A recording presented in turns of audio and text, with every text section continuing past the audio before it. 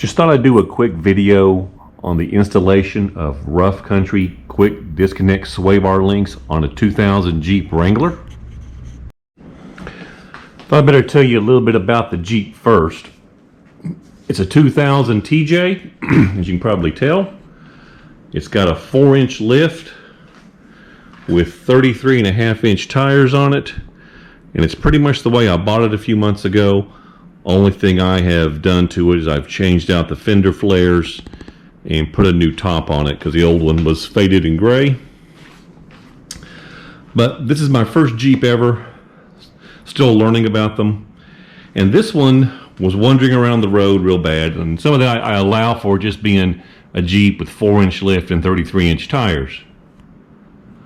But then I was looking and noticed this, if I can get a good shot here, that the sway bar links were kind of, not. So that's prompting this project is to replace those and hopefully tighten up some of that wandering around the road. Here's the kit that I ordered. It's a Rough Country 1142 for a 9706 TJ with 4 to 6 inch front lift. Tell what it comes with: sway bars. How about links instead? Connectors.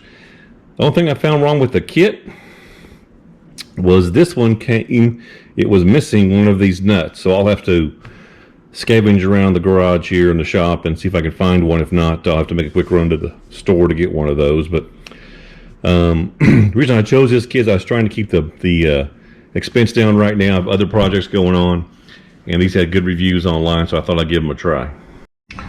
Okay, I've hit these with a little bit of penetrating oil, help get those nuts and bolts loose. Now, if you have a stock Jeep with a stock lift, your sway bar links will look quite a bit different than this. In the stock ones, this top piece here presses into the sway bar itself. I don't know if this one does that too. If it does, I'll have to press it out, but for now I'm going to try to take it apart and see what happens. I do not know how long this lift kit's been on this Jeep. I've only owned it a few months. The guy I bought it from had owned it for like 4 years, and it was lifted when he bought it. So I'll still put it on here for many years, but from looking at the condition of everything. But we will see how these come off. So this top one here, on the top of the link here, was arguing with me with just a wrench. So I got the cheater out here, and it came loose. I didn't do any filming of me actually turning wrenches. I'm trying to knock this out there, and ta-da, that's the passenger side. So note here, obviously on my Jeep, I didn't need to lift it off the ground or take the tires off. I had plenty of access here with the lift and the short bumper that I did not need to do all that. You may need to do it with yours though. So here's the first one off.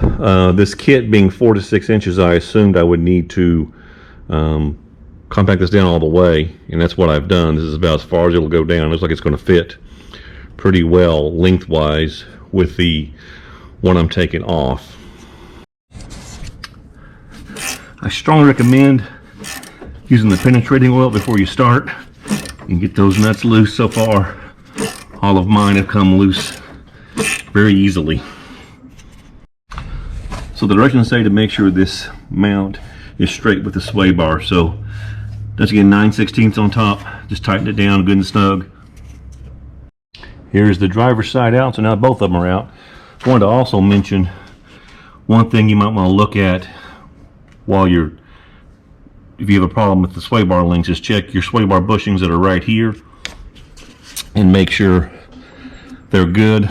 The previous owner of the Jeep had already changed those out, so I knew mine were good.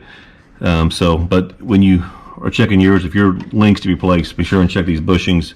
They're very inexpensive, easy to place. They're like $8 or $10 at AutoZone. Easy to get to and easy to change out. So now the instructions say to mount the upper mount to the actual sway bar itself. So take these 2 bolts with the lock washers and install those. So I'll do that next. So there it is, all straight, hopefully.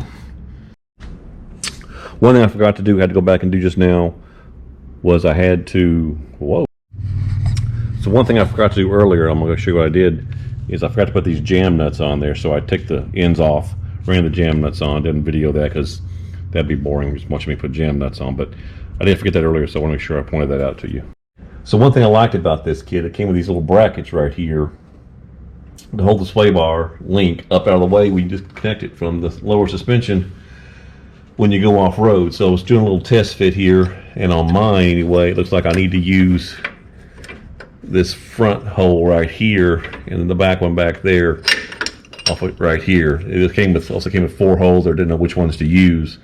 But I need to use this one, and this one looks like right there on my near the sway bar bushing right there. So I popped off the sway bar cover. The bolts on the side here turned out to be a Torx 30. So hopefully yours will be the same size. 2 over here and 1 over here was missing. But anyway, the cover's off, so you can see what the sway bar looks like. And these are the bushings I talked about earlier. Check those when you're doing this project. Make sure those are good too. As you can tell, mine are, these are good. They were replaced by the previous owner a couple of years ago. So while I had that sway bar cover off, I went ahead and put a little plastic restorer on it that I had laying around in my stack of chemicals over there. And for right now, it looks brand new. We'll see how long it lasts, but man, for right now, it looks shiny and new. So next step was using these supplied bolts and washers, attaching this bracket, using the, take the old bolts out of the sway bar cover, put it there. That's easy peasy. Now I'm going to put the bottom link on, bottom bolt on the link here. I did the same way the old ones were, with the pin on the inside and the nut on the outside. So I'll do it the same way on both sides now. So obviously now I'm laying underneath the Jeep. I'm going to explain this to you. This is the top link here, obviously, the sway bar. And to get this tight, you got to put a 9/16 right here to hold this. We put a 5/8 out here and tighten it down. Once it gets good and snug, you take the 9/16 out and just give the last few turns with the 5/8 right here. Then, with all this down here tight, I then took a 3/4 and tightened this jam nut up to tighten up against the top of the sway bar link. So this is the driver's side all done. So here's the next problem I'm having.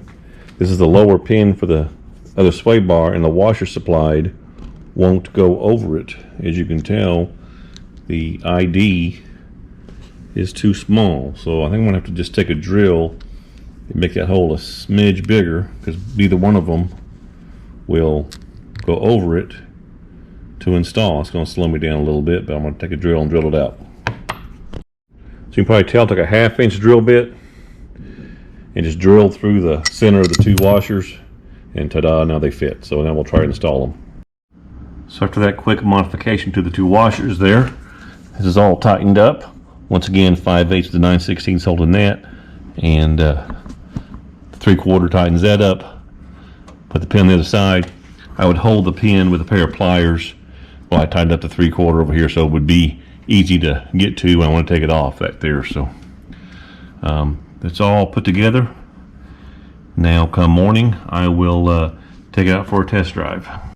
Of course, the final step of every job is a beer.